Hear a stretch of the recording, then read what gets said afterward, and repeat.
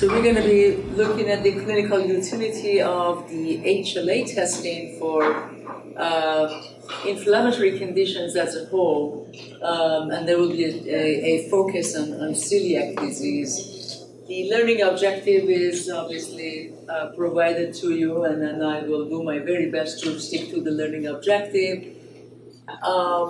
The overview that I intend to present, and deliberately I have put some slides, a number of slides, to introduce the immune system, the human immune system, and then a little bit focus on the HLA system, considering that this system is part of the immunological defense, or a great portion of our immunological defense, and certainly implicated in many autoimmune diseases. And then I'll be covering some of the examples of autoimmune disease. So with that starting, I think I'm going to just a generalized information on what immunity is. Obviously, it's the body's ability to eliminate anything that is perceived to be harmful to us as human, and or to eliminate some of those cells that have been old and are no longer functional. So in a perfect world, when the immune system works normally, it would comprise of defending against the invading pathogens, viruses, bacteria, etc. It will be removing all the worn out cells and the tissue debris. It will identify and destroy any mutant and abnormal cells, particularly those that are involved in development of cancer. And of course, it will be in charge of rejecting a foreign organ, and that would pertain to organ transplantation as a whole. But then that perfect world every now and then can go a little bit imperfect, and inappropriate response that will include the allergic responses to often very harmless matters and substances.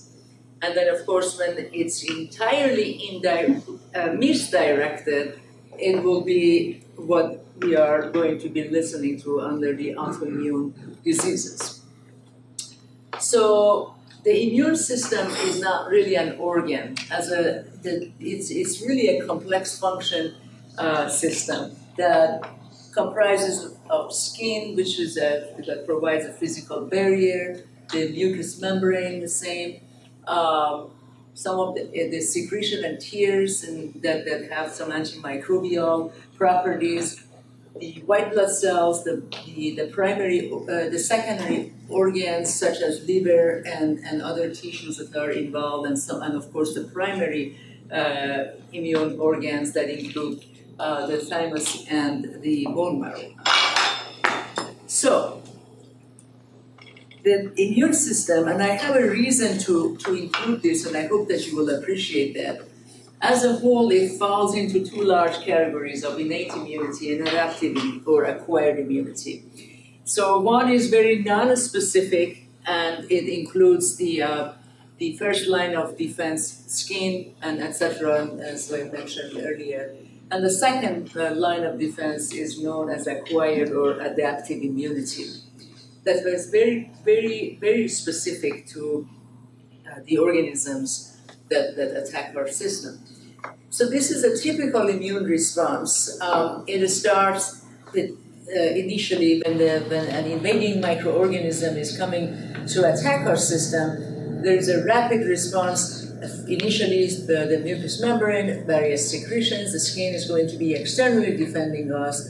If that still passes through, the internal defenses begin, and this is still under innate immunity when the phagocytes, the macrophages, mast cells, etc., will be coming to combat some of the antimicrobial proteins, some of the inflammatory proteins, and of course, last but not the least, the natural killer cells. So that entire parameter of the immune system, this is still part of our innate immunity. It's elegant, but not as sophisticated as the other arm.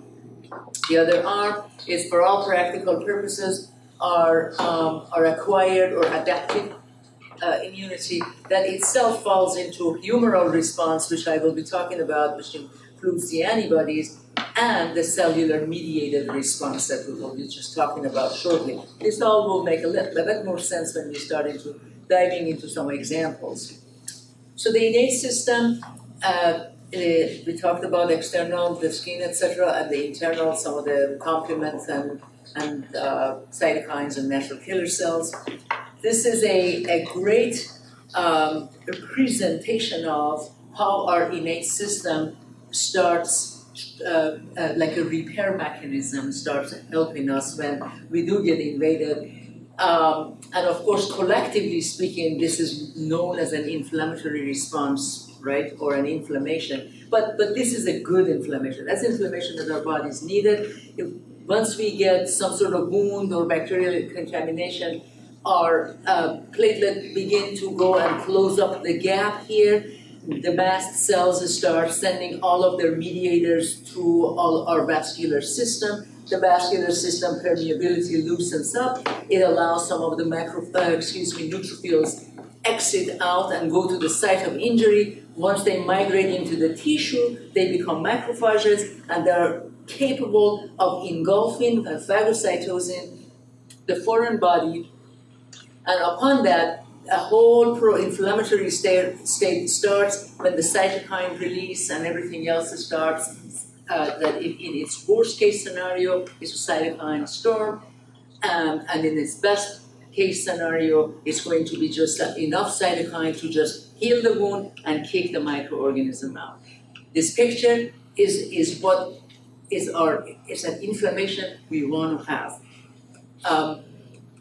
No matter what, all of these roads are leading to inflammation, whether they're natural killer cells are part of innate immunity, whether they're complement protein, coagulation proteins, or others, are going to have the cardinal signs that we experience in any repair mechanism, with the heat, the redness, the swelling, the pain, and of course the loss of function at times.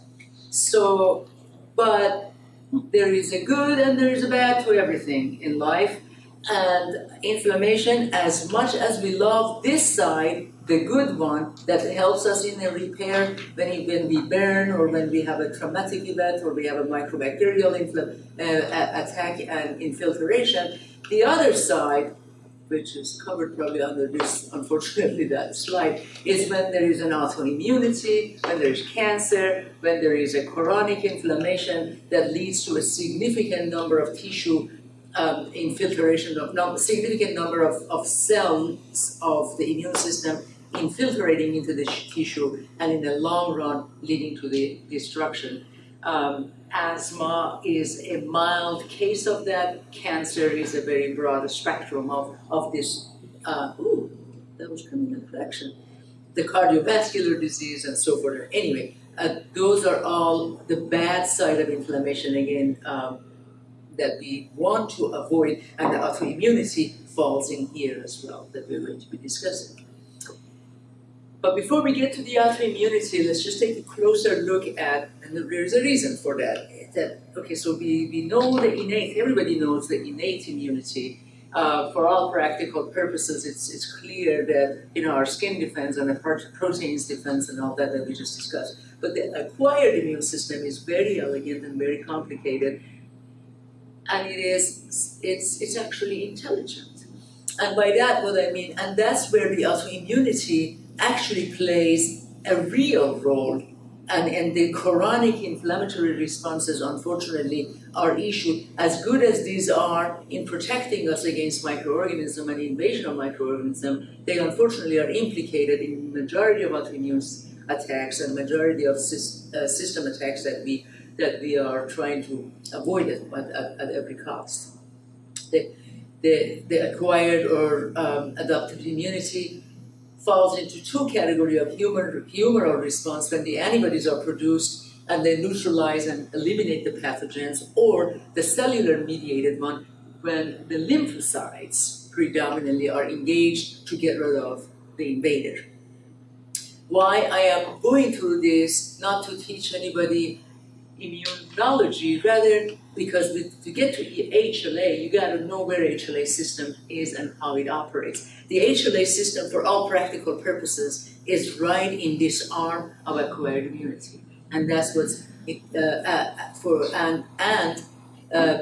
humoral response. So there's very little of that. Some, but not much of the HLA recognition is innate. So this is a pictorial presentation of an immune attack, an acquired immune response when the microorganism is engulfed by a phagocytic cell of some sort, gets digested, goes inside the digestive system of our phagocytic cell. It gets fragmented. It comes out on the surface of the cell with what we know as HLA or MHC, major histocompatibility. By the way, the two terms are interchangeable. It gets recognized as non-self and then automatically hooks itself up to the receptors on the surface of our T lymphocytes. From there, this active helper T cells can go either the direction of cellular response, when it will do a cell-mediated immunity, or it will prompt the B cells to go to the path of humoral response, antibody production. So this picture, for all practical purposes, really encompasses the entire acquired immune response. The general concept is the major histocompatibility complex, also known as human leukocyte antigen, are binding and transporting the antigen fragments, antigen being the hay fever material to a virus to a foreign transplanted tissue, is all going to be coming to the surface of the cell and presented to the T cell, leading to a participation of the ultimate immune response. So this is again a cartoonic picture of it. It says the same thing.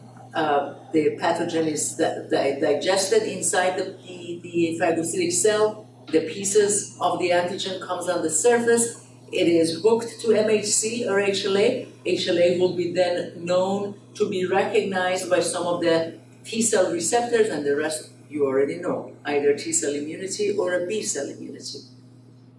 The humoral response in general involves class 2, HLA class 2, such as celiac disease, that involves HLA-DQ, and that often is a response to extracellular pathogen, but the rest of it is the same. It's just when the T helper cells bind, let me just go to that picture. The extracellular antigen comes in, gets digested, the fragment comes on the surface of the cell, gets presented in the body of MHC class 2, and presented to T helper cell. T helper cell produces cytokine that is going to tickle the B cells, that becomes plasma cells that are antibody producing cells. So this is the simplest form of human immunology. The cell-mediated response, on the other hand, responds predominantly to the cells that are infected internally. Cancer cells, viral cells. Those are the same thing, the same format, except that in this case, the cells that are old cancer cells, the cells with the intercellular parasites or viruses or whatnot, digest it off, shoot it up outside in the context of the MHC class 1, presented to the T cell, and in this case, the T cell cytokine and go into a T cellular response, which for all practical purposes is a cytotoxic that's conducted by cytotoxic T cells, or CD8 T cells. So that, in a very nutshell, something that you study for years and years, was what I could really present in the context of 10 minutes or so, what immunity is about. Remember, it's innate and it's acquired. The innate is pretty explanatory. It's our skin and everything else. The acquired is either humoral response, which is our antibody response, or is a cellular response, which is our T cell response. That's going to just be like natural killer cell of the innate cell is going to just kill. It's basically licensed to kill.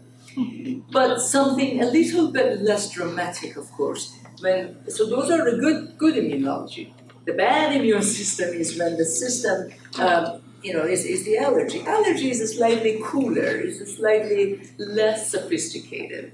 So it's a typical immune response, but in this case, when we get exposed to, let's say, hay fever stuff, or pollen or whatnot, the mast cells of our bodies, part of our innate immune response, will be recognizing the allergen, will produce immune globulins, antibodies that are of E class. I'm not going to go to the class of immune globulins, but that just circulates around until we get exposed to that same allergy again. In general, this is the categorization of allergic responses. Now, those same mast cells are now covered with the previous anti-allergen antibody that was produced on the first attack, and all of a sudden the allergens are going to be attaching to these antibodies, and bingo, it bursts the cell, our own immune cell that someday was just kicking butt to get rid of these antigens, all of a sudden succumbs to the secondary response. It opens up its histamine, and the hay fever and the sneezing and the blowing your nose and everything starts. But something more vicious, of course, is autoimmunity, and this is a typical picture that you see everywhere. Obviously, it's one of the most well-known autoimmune diseases, but it's when the immune system goes awry, it goes wrong, and it loses their self-recognition. It considers our own body a non-self, and it's misdirected often by a mutation in our genes, or it could be a combination of some environmental factors in our genes. So the disorders of autoimmunity either are organ-specific, such as Hashimoto thyroiditis, when the T cell responses against the antigens that are particular to a given tissue set, or it could be systemic, such as lupus erythematosus, where there is a lot of circulating immune globulins are going to be circulating around, and it just hits multi-system in our human body. This is a broad spectrum of a mechanism of what autoimmunity, underlying mechanism for all of autoimmunities, for all practical purposes, that there is a genetic polymorphism of some sort, some sort of mutation in one of these categories, either the HLA system or some of the cytokine receptor systems, predominantly HLA link, because HLA, as you saw, the reason I put those slides before is what presents non-self to our T cells and to our B cells, right? It's either class 1 or class 2, and so it's not a surprise that HLA is supposed to present the non-self, but when something mutates or something, a polymorphic system lowers that threshold and it becomes autoreactive, that same HLA system now presenting the self to our T cells, so that the T cells will go down the path of helper T cells to activate the B lymphocytes to produce antibody, or it kicks it to the cytotoxic T cells, which would be a direct attack of the cells. The environmental triggers, infections, microbiome, tissue injury, a million things that our brilliant doctors already presented there was no shortage of those discussions that are going to be generating a pro-inflammatory environment that will support this activation, the inappropriate activation of these autoreactive lymphocytes. In general, the Tregs, the regulatory T cells, are charged to basically suppress the autoreactivity, but in this case of the combined insult, unfortunately, they lose that ability. That leads to a proliferation of these autoreactive lymphocytes, and the bottom line is a tissue injury that becomes a chronic systemic problem. So what is the HLA system? In a nutshell, I wanted to remind you that same picture that you have already seen in a cartoonic format before. This is class 2. Remember, extracellular, they come through it gets digested through a phagocytic cell.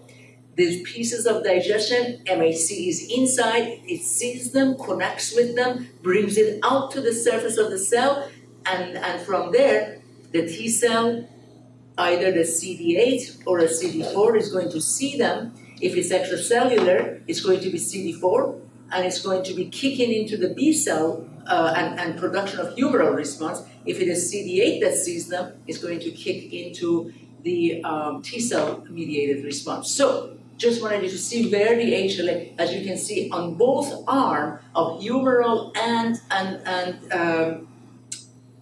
cellular, the HLA is the button. So again, no surprise that they're implicated in immunity and autoimmunity. Not to go too far into this, I am an HLA person, 30 years of working in this field, so this is obviously something that is entirely on my mind. Despite my age, I still remember them and I still breathe them, but it's about a 4 million nucleotide long, and it falls into HLA class 1 is HLA A, B, and C. HLA B27 is close to everybody's heart for ankylosing spondylitis. And then a class 2, which is involved with the extracellular processing, and is the HLA DR, DQ, and DP, and everybody is familiar with that celiac disease and exactly the DQ2. So, if you want additional information, you're welcome to go. This is our Bible in the laboratory. Just so you have an idea what we deal for when we do the full sequencing of using next generation sequencing for the purpose of either bone marrow transplant, transfusion, or solid organ transplant, or the purpose of recognizing a autoimmune disease. We're looking at thousands of permutations. I'm not going to count them, but you can appreciate there are on the upward of 20-some thousand various alleles that we zoom and look for to see which one. Each individual only has 1A and 2A, 2B, 2C, and 2DR, DQ, and DP, one from each parent. So when we are looking for only 2 out of almost 14,000 alleles, the task is monumental. This is a association of autoimmune disease. Generally speaking, the linkage studies have been already occurring. The likelihood of development of the disease in a person is basically established in the fact that people who have B27 allele, the risk of development of ankylosing is significantly high, like 90 to 100 times higher. It's mainly because the person who have inherited this particular allele have developed the ankylosing. How this risk is calculated is elegantly in this Indone immunology illustrated. If you look at this is pretty explanatory. How do we determine the relative risk based on the autoimmunity? This is essentially is the ratio between the incidence of the diseased people the disease among the carrier people over that in the people in the non-carrier who are non-carrier of the given disease. So in this case, Graves' disease, for example, you're looking at out of 2,000 individuals, 4 people were DR3 positive, 1996 we are DR3 negative. So that's 4 out of 2,000 is the frequency of Graves' disease in this population. In the DR3 negative, 2 out of 4,000. So when you're taking that ratio, it's essentially this divided by that. It gives a relative risk of 4, which basically means it's a 4 times higher likelihood of getting Graves' disease when you carry the DR3 allele. Very, very simple calculation. Just so you can appreciate the class 2, HLA DR, DQ, and DP associations, these are various autoimmune diseases that are implicated and are known to be linked. This is for class 1, the leprosy, the psoriasis, the ankylosing spondylitis, etc. So you can refer to those. So I'm going to very briefly focus on celiac disease because it's a well-known offender.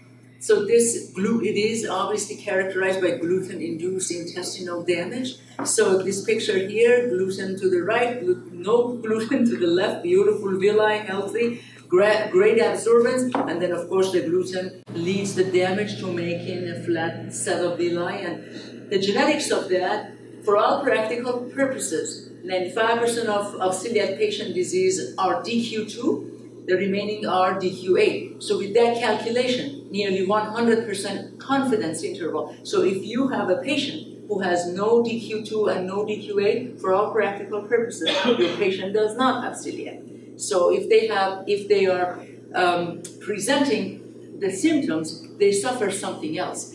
So why gluten? Just so you know, and why HLA-DQ? This is the gluten breaks down to its proteins, the gliadin and glutamine. So the gliadin alpha and gamma and omega is the alpha, that's the worst one, right? So, and this is its amino acid, that's the part that goes really well, the red one, quite well with the HLA-DQ. And what I mean by that is this is the pathogenicity pathway. You have the enzyme in the gut lumen that digests the gluten into its fragments. Once it in the gut, essentially the transglutaminases are going to then modify the gluten by a process of deamination. It's the proline, which is a negative molecule, and it just fits like a glove right into the groove of HLA-DQ2 based on this pattern. That's based on this pattern of amino acid or the nucleotide, if you were to breaking it even further down.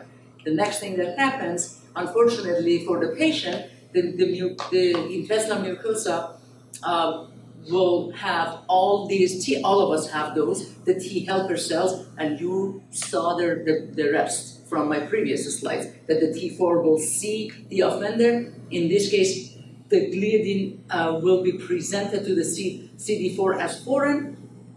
It goes through the B cell recognition, antibody production, and so forth and so on. You know the rest. This is a normal intestinal permeability. The zonulin, for those of you who have worked with this molecule, obviously increases the permeability of the gut, and that's what allows the molecule to pass through and be introduced through the DQ into the T helper and the B cell autoreactivity.